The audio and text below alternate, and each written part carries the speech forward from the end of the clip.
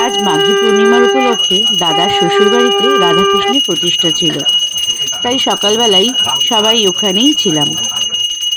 এই মূর্তিটি কাকুর তৈরি মাটির ওপরেই পিতলের ছাঁচ দিয়ে তৈরি করা হয়েছে। ঠাকুরমশাই নিজের হাতেই সবকিছু জোগাড় করে নিয়েছিলেন। উনি সবার আগে রাধাকৃষ্ণের অভিষেক করে তারপর সুন্দর করে সাজিয়ে নিয়েছিলেন রাধাকৃষ্ণকে। খুব মিষ্টি লাগছিল দেখতে। পুজো করলেন, খুব সুন্দর করে পুজোগুলো করলেন, সবাই দেখছিলেন।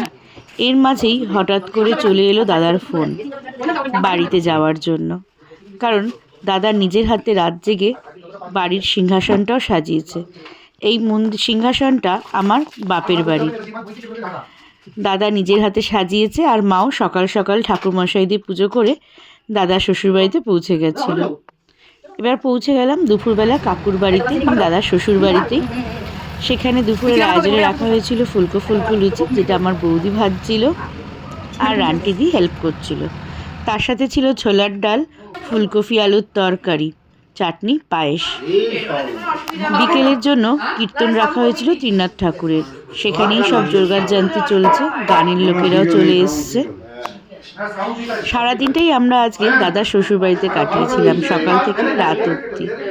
আমার মাই সব রান্না করেছিল, সুজাতা দি আর রান্টি দি, আমার বৌদি, আমি, এরা হেল্প করেছিলাম। এই যে ত্রিনাথ ঠাকুর, আর এই যে সকালের সেই রাধাকৃষ্ণ প্রতিষ্ঠিত, আর এই যে পুরো মন্দিরটা ঠাকুরের। খুব সুন্দর এই কাজ মন্দিরের। সবাই রেডি হয়ে গেছে গলায় মালা পরে। আমার বৌদি সবাইকে গলায় মালা পরিয়ে দিয়েছিল। এই যে দাঁড়িয়ে আছে চুড়িদার পরে। সুজাতাদি পুজোর সব জোগাড় করে দেওয়ার পর গানের লোকেরা ঠাকুরের নাম শুরু করলো। আমরা সবাই খুব আনন্দ করেছিলাম, সকাল থেকে নাচানাচিও করলাম। গানের ঠাকুরের নামের বোল দেওয়াতে সবাই মিলে উলুধ্বনি শঙ্খ বাজিয়ে সেটাকে শুরু করলাম। এই যে নাচছে, দেখুন, সত্যি খুব মজা হয়েছিল। এত সুন্দর গান করেছিল ঠাকুরের।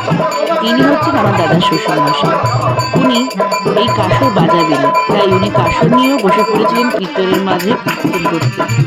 আর এই যে সবাই মিলে পাগলের মতো নাচতে শুরু করে দিয়েছিল। এদিকেও নাচ হচ্ছিল, আমরাও নাচছিলাম, কিন্তু আমাদেরগুলো ভিডিও করার কেউ ছিল না। কর্তামশাই, বৌদি, আমার মাম্মা, আপুজা, বোন সবাই মিলে নাচছিল। আর আমি এখানে রাত্রের জন্য খিচুড়ি, আলুর দম আর বেগুনি করেছিলাম। কীভাবে কেটেছিল আজকে আমাদের দিনটা আপনারাও জানাবেন কেমন।